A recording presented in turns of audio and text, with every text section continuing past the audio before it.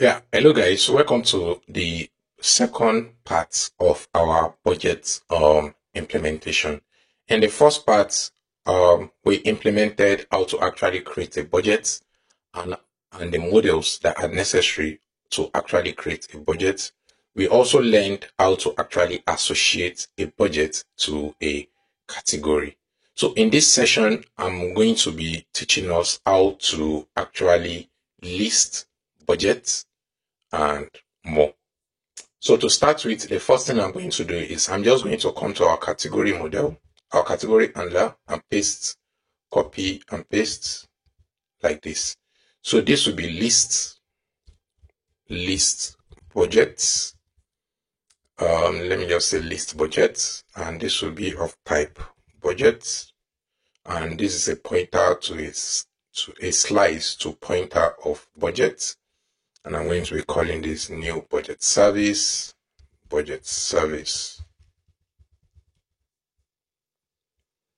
this will be budgets, right? And we are going to be creating a new paginator, which we are going to be passing the budget, the request that is passed, the database instance, and this will be budget service.list budget. And this will be paginated budget, and we'll be passing it on like so. So I'm going to be creating this method in our budget service like this. And as you can see, if you look at our category service, we did something similar, right? Category service list. So I'm just going to copy whatever is in here like this. Or let me just copy it. Come here, paste it right under here. Budget service, the list of budgets, the pagination, and I'm just going to copy this right here, like so. And I'm going to copy whatever is inside here and remove. Then I'll paste this right here. So this will be B, and this will be pagination. So the pagination, let me see, category service. Okay. So this will be our pagination.paginate. Then the list of budgets that we want to retrieve. The pagination items, that is the paginator items equals to budgets. And we return the paginator. Now that we've done that, we can then go to our budget handler, like so. But there is a little difference between the category and category listing and budget listing. We have not completed it. So for budget, we know that a budget is actually associated to a particular user, right? And we want to make sure that user 1 does not see the budget of user 2. And the way we are going to achieve that is basically by making sure that we filter the budgets by the user ID. So what I'm going to do is I'm going to create a scope. I'm going to create a scope and I'm going to call it user. So let me just create so I'm going to create a scope inside here. I'm going to call it scopes. So a scope, if we go to the documentation and see what scopes are. Let me look for scopes. Yeah, scopes. So scopes are basically methods that accepts DB instance and returns the DB instance and applies a query before returning the DB instance. And that's basically where we want to. We already implemented use scopes when we were doing our pagination and all. So, but that is good for a refresher. So what I'm going to do now is I'm going to create a user ID scope. And the reason why I'm not tying it to I'm creating it as something that we can reuse is because we are going to have a lot of table that is going to have the user ID as a scope. So I'm going to do this. So what I'm going to do now is I'm just going to copy one of these methods, right? And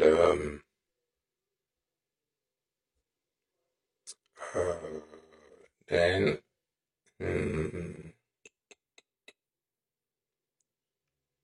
so let me copy one of this method and paste, and I'm going to say user ID scope, or let me just call it where user ID scope.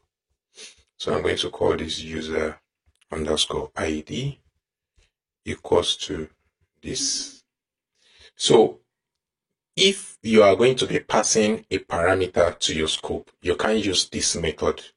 You have to use this method right here. So this allows you to actually pass an ID. If your scope is going to be dynamic, this is what you must use. So I'm just going to copy this right here, and I'm going to paste this right here, and I'm going to call this user ID scope. Delete this, and this will be user ID, and it will be unsigned int. Then for this, what I'm going to do is I'm going to say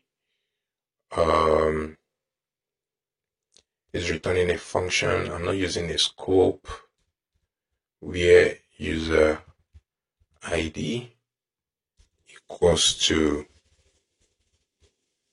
this, and I'll pass the user ID like so. Now this is our user ID scope. So if we go back to our budget handler, now this query that we are returning, this DB instance, we need to create a new variable and call it query. Now call this query, which will be our h.db instance dot scope common dot where user ID scope, and we need to pass it the user ID user dot ID. So I'm going to retrieve the user like we've been doing right here. I'm going to pass this right here, right? So that will get us the user ID. So that way we've done select where user ID, right? Actually, you can name this anything you like. So I'm just naming it where user ID scope so that you can easily understand what I am trying to do. Then the next thing I want to do is I'm going to pass the query into this man right here to make sure that only the budgets that are related to this user are sent to us. So I'm going to go back to our application, our terminal, and I'm going to run our app. So before I run our app, I need to actually, before I hit the endpoint, I need to create a get endpoint that will go to all budgets that are related to the user, right? So what I'm going to do now is I'm going to restart the application again. Then I will go to our Postman. Since our application is fully started now, I'll go to our Postman and hit all budget endpoints. Now we are getting not found. That's because we need a /API right here. API, and we hit the endpoint. Now, as you can see, our items are being retrieved because we've already implemented pagination initially in previous video. So if you want to understand how this pagination is actually done, please watch the pagination video. It will be part of the description link. Now that we are getting that, the next thing I want to do is I want to allow us to be able to actually filter our budget by categories and maybe by description, by the slug, or by the date. So in order to do that, I will need to, so as you can see, we are not even loading the descriptions, the categories. So what I'm going to do now is I'm going to come back here and I'm going to tell it to actually preload the categories. So just before applying the scope, you can say that preload categories. So once we do this, our categories will actually be loaded with the list of budgets that we actually retrieved, right? So let me refresh, run dev, and reload.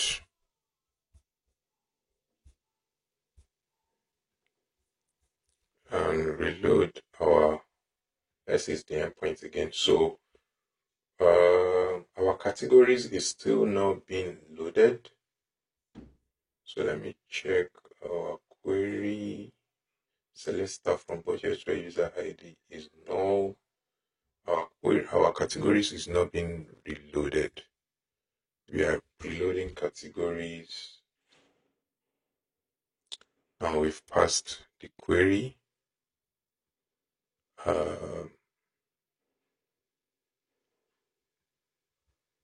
The categories are supposed to load, right?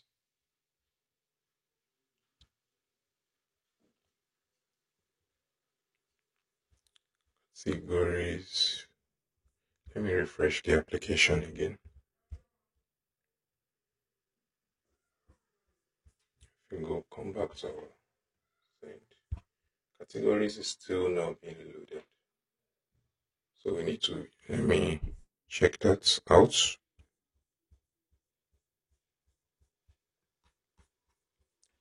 So yeah, the reason why our preload is not working is because yes, we are using the query passed into the paginator to make our request, but when we are listing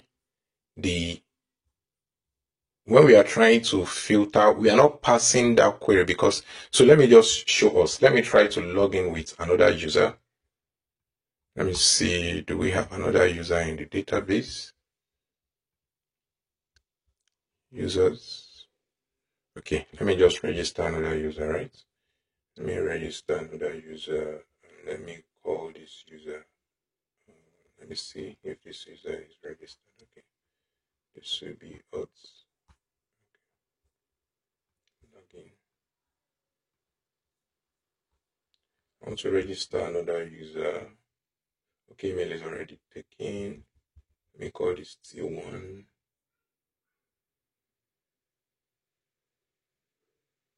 Okay, this user has been registered. So I'm just going to call T1 and log in with T1 right here. So remember, we've logged in with an entirely different user. And even though we've logged in with another entirely different user, if we hit our budget, we can see that we are still getting the budget, considering the user we even logged in with is ID of 2. So the reason why that is, so that means the scope we are applying is not even working. That's because this query, we are only passing it when we want to do pagination. We are not passing it for when we actually query the database for the user itself. So what we are going to do is in our list is going to accept the query parameter as well. So I'm going to make that the first, I'm just going to call this query. And I'm going to call it to be of type GoORM DB instance, a pointer to the GoORM DB instance. So I'm going to go back to our budget handler and I'm going to pass the query like so.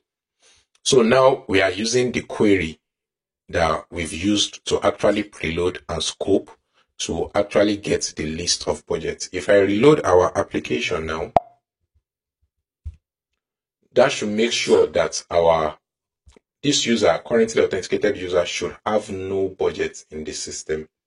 So it's still not working. So that means our we can see that where user ID is no, this is happening.